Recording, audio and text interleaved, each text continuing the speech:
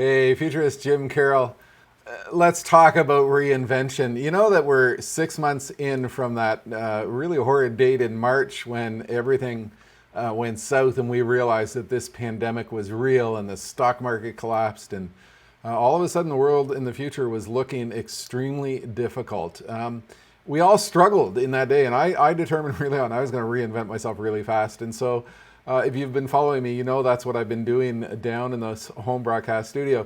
And I wanted to give you a bit of a tour of what I've done over the last 6 months, because it's kind of fascinating looking back at where I was and where I am today. But first, let's talk about the issue of reinvention. We have a little bit of a technical flaw happening there. Let's bring that back. This is why you go live, because you never know what is going to happen. I'm in a software community where there are a whole bunch of people who are working with the same software that I'm using. And just over a week and a half ago, this individual, Amanda McDowell, posted this note, hi, I'm new here. I want to go virtual. I've got no idea what to do, where to start, but I'm a teacher and I'm going to be doing distance learning and I want to figure out how to do it. And that too is a story of reinvention. There are people out there who are reinventing themselves for this new world, reinventing their capabilities, reinventing their skills.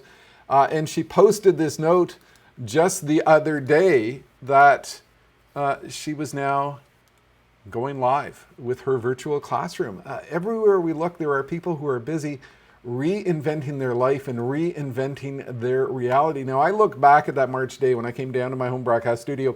I already had a green screen studio, which I was doing for some client event videos, but it was really primitive. I had a monitor, I had two lights, I had a computer, but I knew I had to do something to make this real, because I figured I was going to be in the virtual world for quite some time to come. Well, over the weekend, we did a rebuild. We tore it apart. We repainted the thing. I'm now up to 1, 2, 3, 4, 5, 6 computers, 5 lights, multiple different cameras. It keeps on changing. It keeps on growing, and I keep enhancing my capabilities so I can do things I haven't done before. Here's a side view of what's happening right now, and just a little bit of the gear, which is behind the scenes helping to make this show work. Here's a side view as it happens live in real time. Seeing what I'm seeing when I'm taking my insight out to the world. And I'm actually doing client events and gearing up for a bunch of client events in October. And I got to do it all right here. It's fascinating to think about what is involved. Here's a really horrid long shot of what the studio looks like from a long view with a really bad old camera, which I was using in the early days. Look, I started out in this voyage. I had no idea what I was doing. I had no idea of what was involved, but I did know one thing: I needed to reinvent myself, and I needed to reinvent myself fast. I've now adopted the tagline, virtual done right, because I think what I've done here is I've really figured out how to make this format work. And I'm going to take you on a bit of a tour of some of the things I did and saw and learned along the way. And what are you doing here? Live is fun because my mouse is clicking and...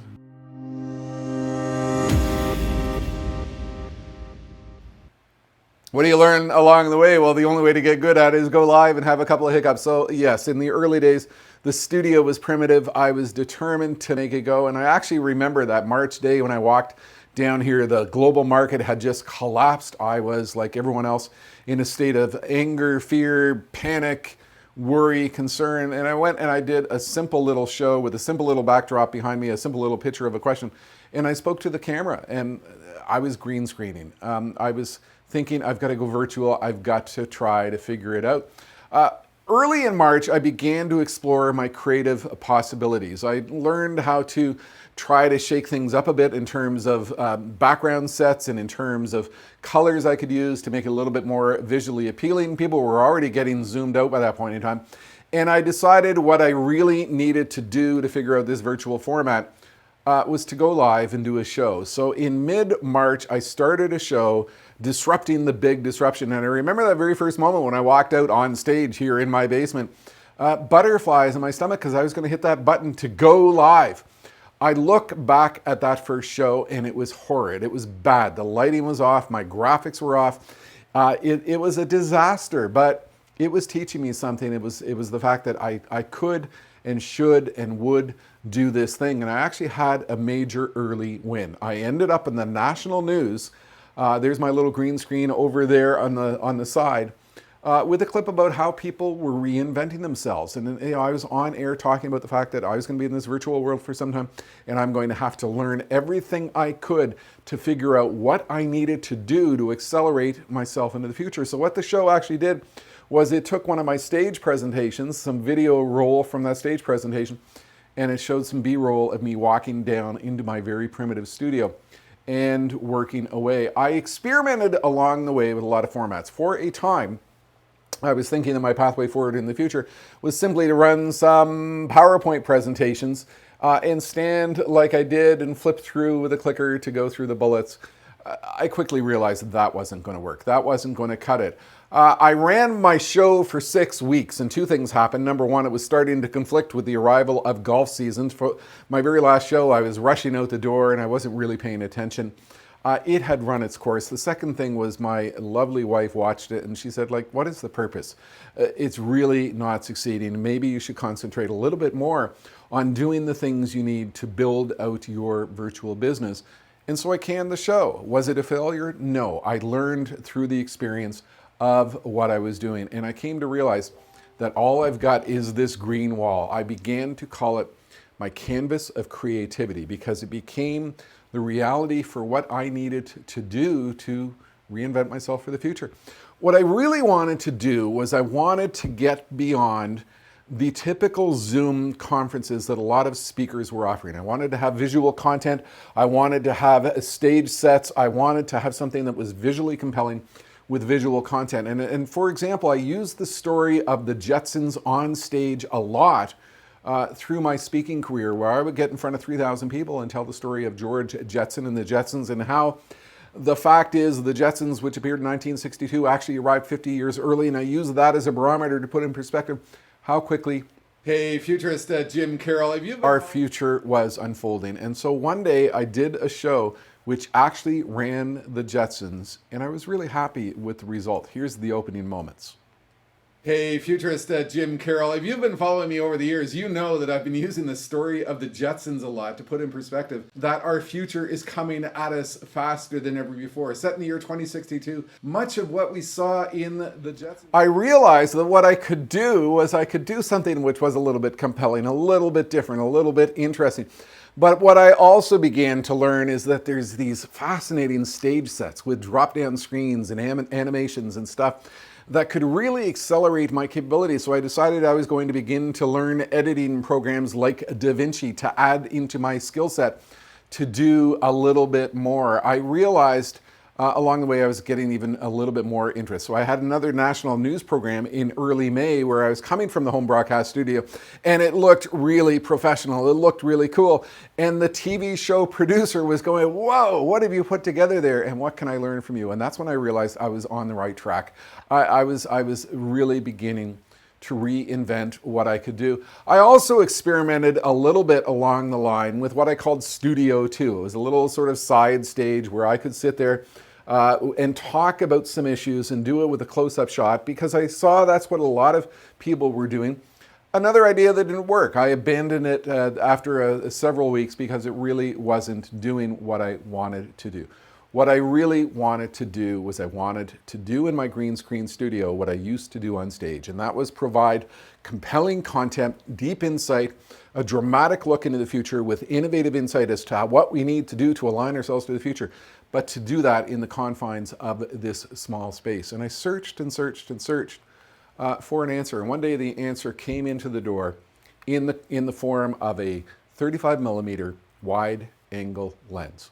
My oldest son came to visit us one weekend. We were finally out of quarantine. It was our very first visit. And aside from the moment of emotion where we were able to hug him for the very first time in months, I also made sure that he brought along the wide angle lens that I gave him a number of years before. And what we did was we plugged it into a camera And I put that camera in the studio and I put a green carpet, a green blanket down on the floor. And we turned it on. And I had some music playing in the background and I walked out and I had a look and magic happened. Here's the shot of what occurred in that moment. A brilliant moment where everything changed for me in terms of what I could actually do. Walking out on the floor, and I had a floor. I had the opportunity to build out my virtual set with the type of world that I existed in before. And I'm going to share with you this clip because I had Pink Floyd Comfortably Numb playing on the studio and walked out on the floor and just watched the absolute ridiculous joy from this 61-year-old guy as he discovered the opportunity of where he could take the studio in the future.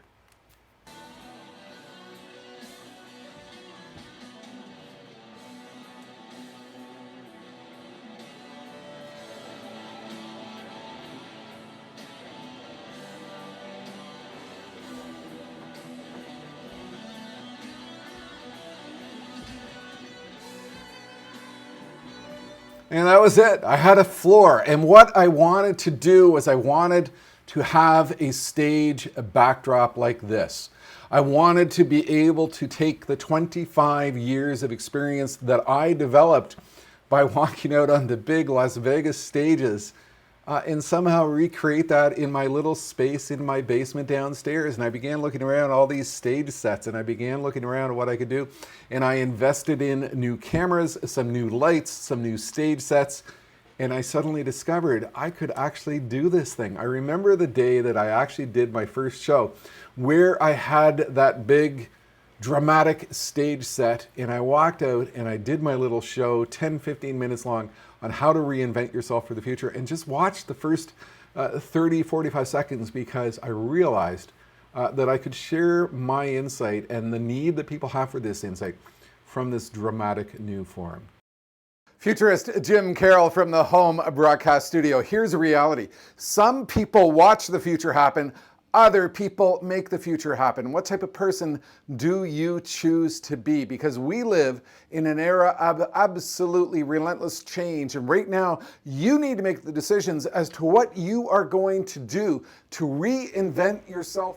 So about 4 months in, I really found my groove. I've got all these stage sets. I've developed the capability to wander out and share a message, and I'm actually getting bookings from a variety of clients. Not only that, I was able to put together a couple of speaker promotional videos which put in perspective the virtual work I've been doing. And that's what's critical for a speaker in this big global world. You need to be able to showcase what it is you can accomplish. Not only that, I'm doing a series of leadership videos for organizations, and I've got a promotional clip that I was able to develop around that with the assistance of my overseas producer.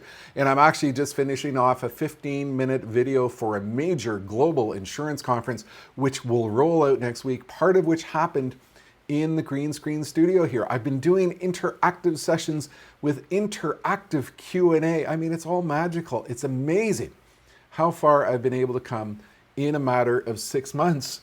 And getting it all happening down here in my virtual broadcast studio where I'm the only guy in charge and the only guy doing it. But a lot of the support comes from my wife. We're a team. And over the weekend, we took the studio apart. I've always looked at the other two walls down here and I thought, well, a little bit more in terms of camera angle, a little bit more in terms of camera shots. Maybe we could do something. So we tore it apart. She painted the walls.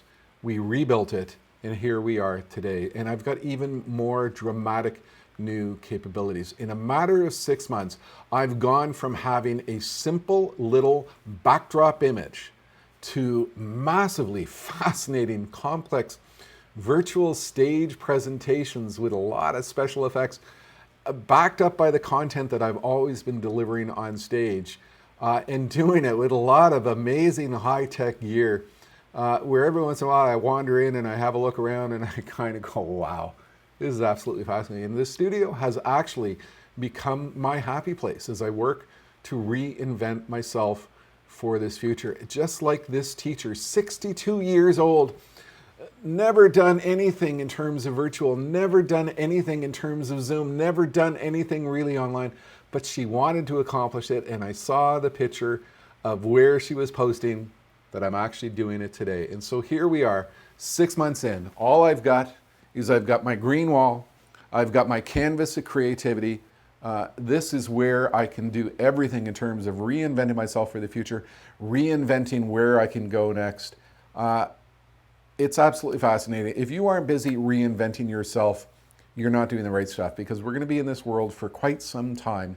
The virus, COVID-19, is not going to magically disappear overnight. The meeting and event industry as we know it is dead, but there is still a compelling need for leadership insight, innovation insight, trends insight, in terms of what comes next and what we need to do about it. So I'm reinventing myself to deliver that insight down here. It's working, the gigs are coming in.